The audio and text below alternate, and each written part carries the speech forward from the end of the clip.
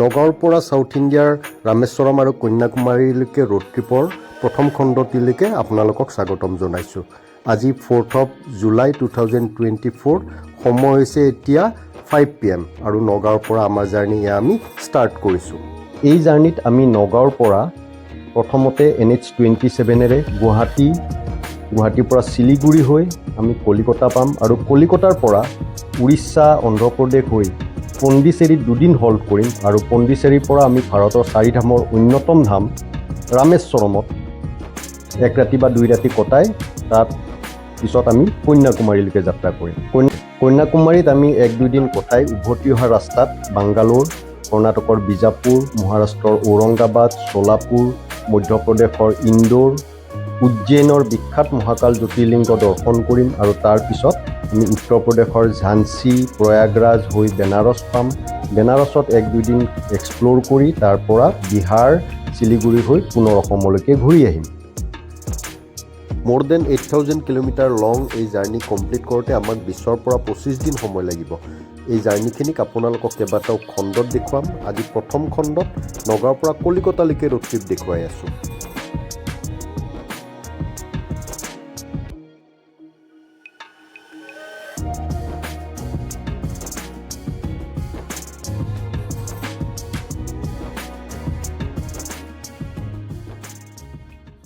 জাগিৰোডৰ সীতাজখলা ৰেষ্টুৰেণ্টত একাপ চাহ খাই ওলাই আহোঁ মানে সন্ধিয়াই লাগি গ'ল।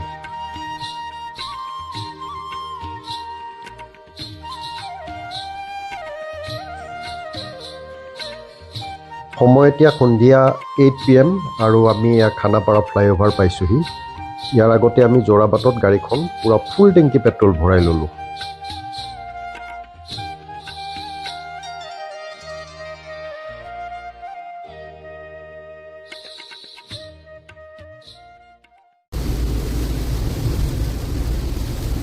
ৰাতি 11 বাজিব হৈছে আৰু আমি পাঠশালা চহৰ পাবলৈ আৰু মাত্ৰ অলপ দূৰহে বাকী আছে। আমি আজি গোটেই ৰাতি ড্ৰাইভ কৰাৰ প্লেন আছিল, কিন্তু বৰষুণ ইমান বেছি হৈছে যে আমি ইমান বিপদসংকুলভাৱে যাত্ৰা কৰাৰ সলনি পাঠশালাত মিছেছৰ বাইদেউৰ ঘৰ আছে, গতিকে ৰাতি আমি বাইদেউৰ ঘৰতে থাকি ৰাতিপুৱাই পাঠশালাৰ পৰা আৰু জাৰ্ণি ষ্টাৰ্ট কৰিম। Good morning. আজি আমাৰ জাৰ্ণিৰ ছেকেণ্ড ডে। ৰাতিপুৱা 5টা বাজিছে আৰু আমি পাঠশালাৰ পৰা আজিৰ দ্বিতীয় দিনৰ জাৰ্ণি ষ্টাৰ্ট কৰিছোঁ। কালিতো আমি বেছি দূৰ চলাবই নোৱাৰিলোঁ। নগাঁৱৰ পৰা মাত্ৰ 220 কিলোমিটাৰ আহি পাঠশালাত ৰৈ দিবলগীয়া হ'ল বৰষুণৰ কাৰণে। আজি টাৰ্গেট লৈছোঁ, যদি বতৰে বিশেষ বাধা বিঘিনি নিদিয়ে তেনেহ'লে আজি ৰাতিৰ ভিতৰতে আমি কলিকতা গৈ পোৱাৰ চেষ্টা কৰিম। গতিকে কিমান দূৰ যাব পাৰোঁ বৰষুণে ক'ব।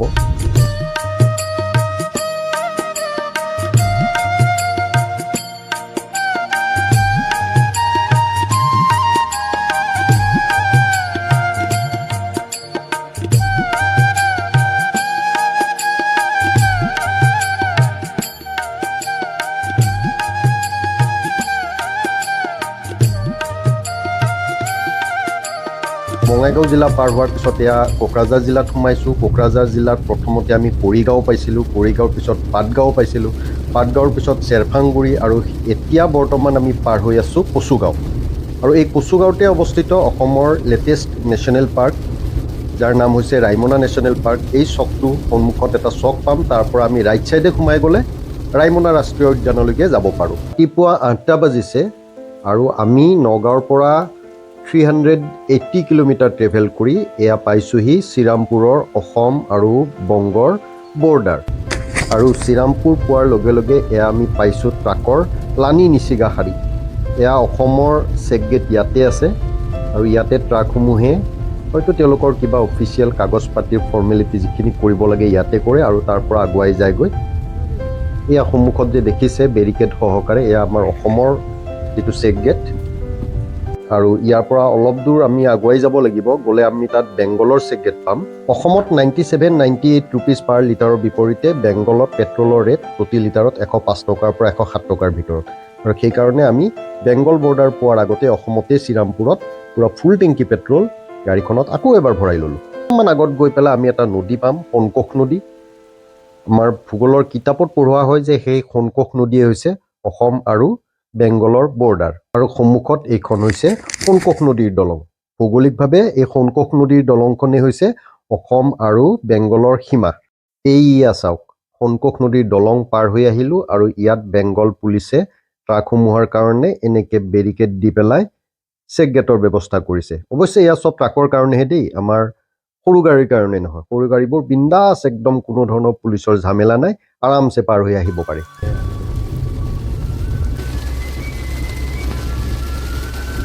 তো শ্ৰীৰামপুৰ বৰ্ডাৰ পাৰ হৈ প্ৰায় 30 কিলোমিটাৰমান অহাৰ পিছত আমি 4 লেন NH27 এৰিবলগীয়া হ'ল আৰু বৰ্তমান এই আনডিভাইডেড 2 লেন হাইৱে NH317 আমি জাৰ্ণি কৰি আছোঁ। বা মষ্ট প্ৰবেবলি NH27 এই যিটো আলিপুৰদুৱাৰ আৰু ধূপগুৰিৰ মাজত যিখিনি ষ্ট্ৰেচ আছে, এই ষ্ট্ৰেচখিনি হয়তো 4 লেন এতিয়ালৈকে হোৱা নাই। তো সেইকাৰণে সকলোবোৰ ট্ৰেফিক মুভমেণ্ট এই পুৰণি 2 লেন হাইৱেটোৰেই চলি আছে। 4 লেন নহ'লেও ডুৱাৰ্ফ ফৰেষ্ট আৰু অকেজনেল চাহ বাগিচাৰ মাজেৰে এই ষ্ট্ৰেচ অফ লেণ্ডটো বৰ চিনিক হয়। শ্ৰীৰামপুৰৰ পৰা শিলিগুৰিলৈকে প্ৰায় 200 কিলোমিটাৰ দীঘল আৰু এভাৰেজ 30ৰ পৰা 35 কিলোমিটাৰ বহল এই অঞ্চলটোক ভৌগোলিক ভাষাত আমি চিকেন নেক কৰিডৰ বুলি জানো। আৰু এই চিকেন নেক কৰিডৰে নৰ্থ ইষ্ট ইণ্ডিয়াক ভাৰতৰ মূল ভূখণ্ডৰ লগত সংযোগ কৰে। আমি এই চিনিক লেণ্ডস্কেপৰ মাজেৰে মনচুন বৰষুণৰ মজা লৈ ডেষ্টিনেশ্যনৰ কথা অকণমানো নভবাকৈ জাষ্ট ড্ৰাইভ এনজয় কৰি লাহে লাহে আগবাঢ়ি আছোঁ।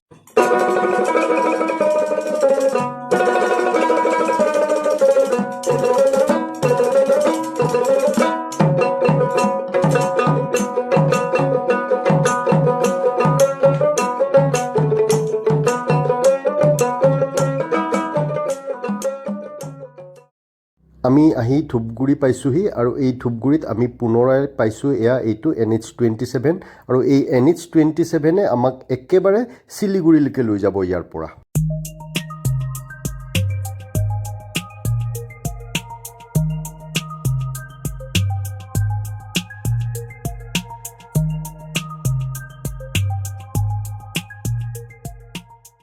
সময় এতিয়া দুপৰীয়া 12টা বাজি গৈছে আৰু আমি নগাঁৱৰ পৰা 580 কিলোমিটাৰ ট্ৰেভেল কৰি আহি এয়া পাইছোঁ শিলিগুৰিৰ ফুলবাৰী বাইপাছ। ইয়াৰ পৰা সোঁফালে গ'লে আমি শিলিগুৰি চিটিৰ ফালে যাব পাৰোঁ, কিন্তু আমি শিলিগুৰি চিটিৰ ভিতৰলৈকে নগৈ আমি ইয়াৰ বাওঁফালে লৈছোঁ। এইটো হৈছে এছিয়ান হাইৱে। চিধা 2 কিলোমিটাৰ গ'লে আমি বাংলাদেশ বৰ্ডাৰ পাম। আমি এইটো ৰাস্তাৰেও নাযাওঁ, ইয়াৰ পৰা অকণমান আগুৱাই গৈ পেলাই আমি আকৌ সোঁফালে টাৰ্ণিং লৈ এটা ভিতৰুৱা ৰাস্তাৰে গৈ পেলাই শিলিগুৰিৰ একেবাৰে বাইপাছ 27 নেশ্যনেল হাইৱে ৰাস্তাটো পাই যাম। এই ৰাস্তাটো সোঁফালে গ'লোঁ আৰু অকণমান আগুৱাই গৈ এই ভিতৰুৱা ৰাস্তাটোৰে আমি আৰু 3-4 কিলোমিটাৰ দূৰ মানে গ'লে আমি ফুলবাৰী এই শিলিগুৰি পূৰা বাইপাছ ৰাস্তাটো পাই যাম। এই ৰাস্তাটো গুগলে শ্বৰ্টকাট ৰাস্তা হিচাপত দেখুৱায়, কিন্তু ৰাস্তাটো দেখিছে এই ৰাস্তাটোৰ অৱস্থা বৰ ভাল নহয়, কিন্তু যথেষ্টখিনি শ্বৰ্ট হয়। এয়া আমি সন্মুখত পালোঁ, ৰাস্তাৰ ৰাইট ছাইডৰ পৰা গাড়ীবোৰ আহিছে। এইটোৱে হৈছে NH27 বাইপাছ। আমি ঘূৰি আহিলে বহুত দূৰ হ'লহেঁতেন। এইয়া আমি পাই গ'লোঁ NH27 শিলিগুৰি বাইপাছ। আৰু এই ৰাস্তাটোৱেই আমাক একেবাৰে ইছলামপুৰ কিষাণগঞ্জ হৈ ডালকলালৈকে লৈ যাব। আৰু ডালকলাত আমি NH27 এৰি NH12 লগ পাম, যি NH12 আমাক ডালকলাৰ পৰা একেবাৰে কলিকতালৈকে লৈ যাব। গতিকে বলক, সময় এতিয়া 12টা বাজিছে আৰু আগত ক'ৰবাত চান্স বুজি পেলাই যদি হোটেল ৰেষ্টুৰেণ্ট তেনেকুৱা কিবা পাওঁ, তেতিয়াহ'লে আমি তাত নিজৰ খানাটো বা দুপৰীয়াৰ যিটো লাঞ্চ, আমি লাঞ্চটো খাই ল'মগৈ। এতিয়া দুপৰীয়া 2টা বাজিছে আৰু আমি শিলিগুৰিৰ পৰা 60 কিলোমিটাৰ আহি ইছলামপুৰ নামৰ ঠাইডোখৰৰ বাইপাছেৰে এয়া জাৰ্ণি কৰি আছোঁ। শিলিগুৰিৰ পৰা অলপ দূৰ আহিয়ে আমি বিধাননগৰ নামৰ ঠাইখনত দুপৰীয়াৰ লাঞ্চটো কৰি ল'লোঁ। NH27 নগাঁৱৰ পৰা প্ৰায় 670 কিলোমিটাৰ আহিলোঁ আৰু শিলিগুৰিৰ পৰা প্ৰায় 100 কিলোমিটাৰ আহি এতিয়া আমি পাৰ হৈ আছোঁ বিহাৰৰ কিষাণগঞ্জ। 30 কিলোমিটাৰ আমি কিষাণগঞ্জৰ পৰা আগুৱাই আহি এতিয়া পাইছোঁ ৱেষ্ট বেংগলৰ ডালকলা নামৰ ঠাইখন। আৰু এই ডালকলা পোৱাৰ অৰ্থ এয়াই যে ডালকলাত আমি এতিয়া NH27 এৰিলোঁ আৰু চিধা যিটো ৰাস্তা ফ্লাইঅভাৰৰ ওপৰেৰে গৈছে সেইটো NH27। ইয়াৰ পৰা আকৌ চিধা বিহাৰৰ পিনে গুচি যাবগৈ। আমি ইয়াৰ পৰা ছাৰ্ভিচ লেনটো লৈছোঁ। অকণমান আগত ছাৰ্ভিচ লেনটো গৈ পেলাই লগ হৈছে NH12 লগত। এই ডালকলাৰ পৰা আৰম্ভ হোৱা NH12 আমাক একেবাৰে কলিকতালৈকে লৈ গুচি যাব। এয়া সন্মুখত NH12 আৰম্ভ হৈ গ'ল। এতিয়া আমি ইয়াৰ পৰা বাওঁফালে যামগৈ। ইয়াৰ পৰা কলিকতাৰ ডিষ্টেঞ্চ মোটামুটি 450 কিলোমিটাৰ হ'ব। এই ঠাইখিনি হৈছে ৱেষ্ট বেংগলৰ ডালকোলা।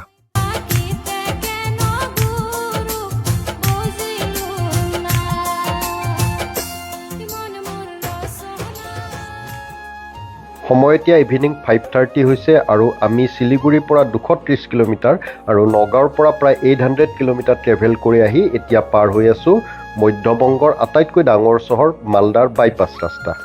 মালদাক আমি পপুলাৰলি মেংগো চিটি বুলিও জানো। তাৰোপৰি মালদা ৱেষ্ট বেংগলৰ এখন ইম্পৰ্টেণ্ট ইণ্ডাষ্ট্ৰিয়েল চেণ্টাৰো হয় আৰু প্ৰাচীন গৌড় সাম্ৰাজ্য আছিলে, সেই প্ৰাচীন গৌড় সাম্ৰাজ্য মালদাক কেন্দ্ৰ কৰিয়ে হৈছিল। গধূলি এতিয়া 7:30 হওঁ আৰু আমি গংগা নদীৰ ওপৰত থকা ফাৰাক্কা বেৰেজ কাম ব্ৰিজ আমি ক্ৰছ কৰি আছোঁ। এতিয়া দেখিছে যে ধাৰাসাৰ বৰষুণ চলি আছে একেবাৰে বিজুলী গাজনিৰে সৈতে। অলপমান ফাৰাক্কা বেৰেজৰ কথা আপোনালোকক কৈ দিওঁ। এই ফাৰাক্কা বেৰেজটো গংগা নদীৰ ওপৰত আছে। বাংলাদেশৰ পৰা অকণমান আগতে এই বেৰেজটো আছে। বাংলাদেশ ইয়াৰ পৰা হাৰ্ডলি 4 পৰা 5 কিলোমিটাৰ ডিষ্টেঞ্চ হ'ব। গংগা নদীৰ ওপৰত এই বেৰেজটো দিয়াৰ কাৰণে বাংলাদেশে যথেষ্ট আপত্তিও কৰিছিলে আৰু ইয়াৰ মুখ্য উদ্দেশ্য আছিলে এই ফাৰাক্কা বেৰেজৰ পৰা পানীখিনি বোৱাই নি আমাৰ কলিকতা চহৰৰ পানীৰ সমস্যাটো দূৰ কৰা। কাৰণ কলিকতাৰ যিখন নদী হুগলী নদী, তাক গংগা বুলিও কোৱা হয়, হুগলী নদীৰ উৎপত্তি এই ফাৰাক্কা বেৰেজতেই হৈছে। পিছত নিগচিয়েশ্যনৰ দ্বাৰা ইণ্ডিয়া আৰু বাংলাদেশৰ মাজত যি সমস্যা হৈছিলে এই বেৰেজটো দিয়াক লৈ পেলাই, বান্ধটো দিয়াক লৈ পেলাই, পিছত সেইটো ছল্ভ হ'লগৈ। এই বেৰেজটো মোটামুটি প্ৰায় 2.5 কিলোমিটাৰ দীঘল হয়। আমাৰ ৰাস্তাৰ সোঁফালে ৰেলৰ দলঙো আছে, অৰ্থাৎ এইখন ৰেল কাম ৰোড ব্ৰিজ হয়। এতিয়ালৈকে এইখন 4 লেনিং হোৱা নাই। অত্যাধিক বৰষুণৰ কাৰণে আমি আকৌ ৰাতি ড্ৰাইভ নকৰি ৱেষ্ট বেংগলৰে বৰহমপুৰ নামৰ চহৰখনৰ এইখন হোটেল লেক ভিউ, ইয়াত ৰাতিটো হল্ট কৰি দিয়াৰ ডিচিজন ল'লোঁ। আমি ৰাতিপুৱাই পুনৰ ইয়াৰ পৰা যাত্ৰা আৰম্ভ কৰিম টুৱাৰ্ডছ কলকাতা।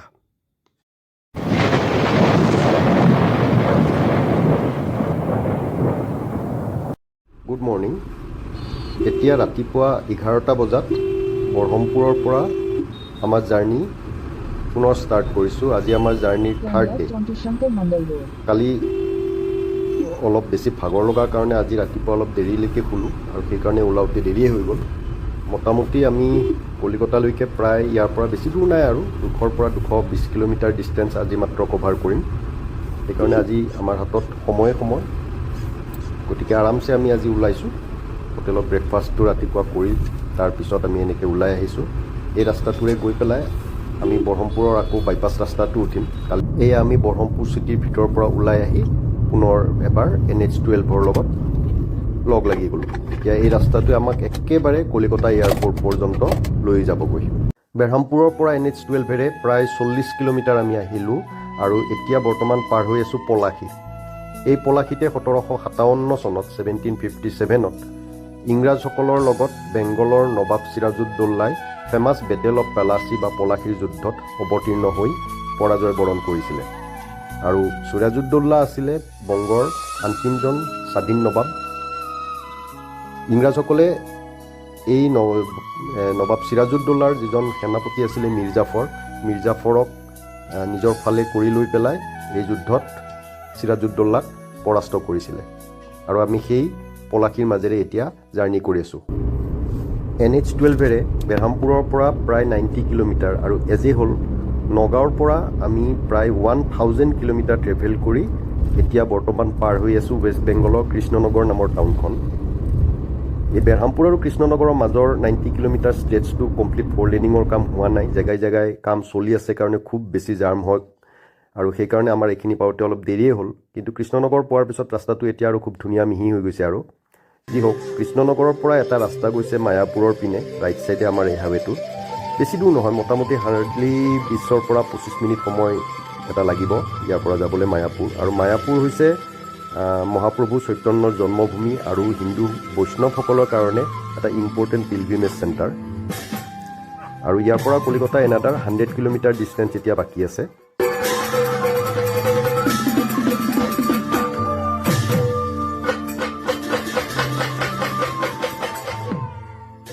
আৰু কৃষ্ণনগৰৰ পৰা আমি শান্তিপুৰ, ৰাণাঘাট, বিৰহী আৰু এনেকৈ কেইবাখনো ফ্লাইঅভাৰ পাৰ হৈ আহি এয়া পাইছোঁহি বড়োজাগলি ফ্লাইঅভাৰ।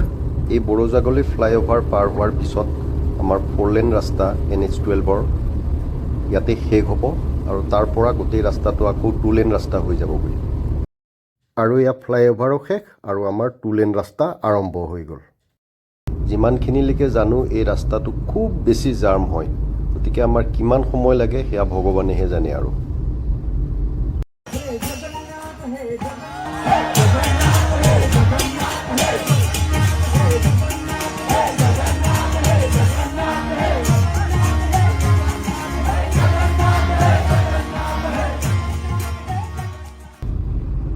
আৰু এনেকৈ জাম ঠেলি ঠেলি অকণকৈ আহিয়ে আমি পাই গ'লোহি কলিকতাৰ এয়াৰপৰ্ট এৰিয়া আমাৰ বাওঁফালে এই যে ওপৰত ঘূৰি থকা দেখিছে সেয়া হৈছে কলিকতাৰ এয়াৰপৰ্টৰ ৰানৱে এৰিয়া আচল এয়াৰপৰ্টটো মানে অলপ আগত আছে আৰু এনেকৈ আমি আহিছোঁ অলপ পিছতে আমি এই ৰাস্তাটো ৰাইট ছাইডে টাৰ্ণ এটা ল'ব লাগিব টুৱাৰ্ডছ বেলঘৰীয়া এক্সপ্ৰেছৱে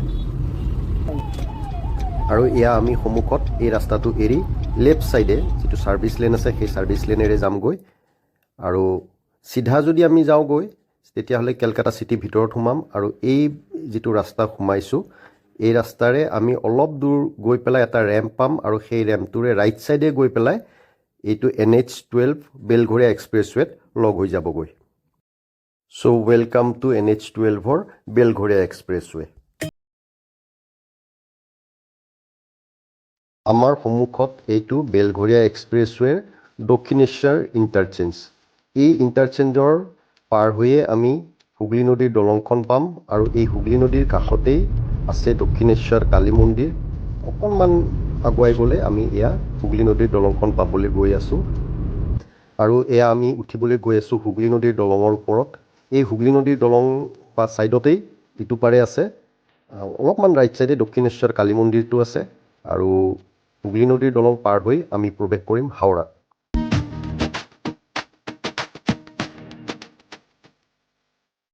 হুগলী নদীৰ ওপৰত থকা দক্ষিণেশ্বৰ কালী মন্দিৰৰ কাষৰ যিখন দলং সেইখন পাৰ হৈ আৰু কিছু দূৰ আহিয়ে আমি এয়া বেলঘৰীয়া এক্সপ্ৰেছৱেত থকা এক্সিট টোল গেটটো পালোঁ আৰু এই টোল গেট পাৰ হৈয়ে আমি পাম হাওৰা বাইপাছ অৰ্থাৎ NH16 কেলকাতাৰ টু চেন্নাই হাইৱে এয়া আমি বেলঘৰীয়া এক্সপ্ৰেছৱেৰ পৰা এক্সিট লৈ পেলাই আমাৰ ৰাইট ছাইডৰ পৰা আহিছে NH16 কলকাতা চেন্নাই হাইৱে ইয়াক এই এৰিয়াটোত কণা এক্সপ্ৰেছৱে বুলি কোৱা হয় আৰু আমি আহি পেলাই এয়া কণা এক্সপ্ৰেছৱেত উঠি গৈছোঁহি এই এৰিয়াটোক ডানকুনি এৰিয়া বুলি কোৱা হয় সময় এতিয়া ইভিনিং 6:30 হৈছে আৰু আমি বৰ্তমান কণা এক্সপ্ৰেছৱে বা কেলকাতা চেন্নাই হাইৱে NH16ৰে হাওৰা বাইপাছ হৈ পেলাই আহি আছোঁ আজিৰ দিনটোত আমি বেৰহামপুৰৰ পৰা ইয়ালৈকে টোটেল 220 কিলোমিটাৰ আৰু এজি হ'ল নগাঁৱৰ পৰা টোটেল 1150 কিলোমিটাৰ ট্ৰেভেল কৰিলোঁ আজি আৰু ইয়াতকৈ আগুৱাই নাযাওঁ আমি ৰাতিটো ইয়াতে হল্ট কৰিম আমি এখন হোটেল বুক কৰিছোঁ হোটেল ছনী হোটেল ইয়াৰ পৰা আৰু এনাডাৰ 5 কিলোমিটাৰ ডিষ্টেঞ্চ বাকী আছে ৰাস্তাৰ লগতেই আছে ৰাইট ছাইডে আৰু কাইলৈ ৰাতিপুৱা আমি ইয়াৰ পৰা ওলাম উৰিষ্যাৰ চিল্কা লেক পৰ্যন্ত গতিকে সেই জাৰ্ণিটো আপোনালোকক নেক্সট ভিডিঅ'ত দেখুৱাম আজিৰ ভিডিঅ'টো ইমানতে সামৰিছোঁ till then bye bye and take care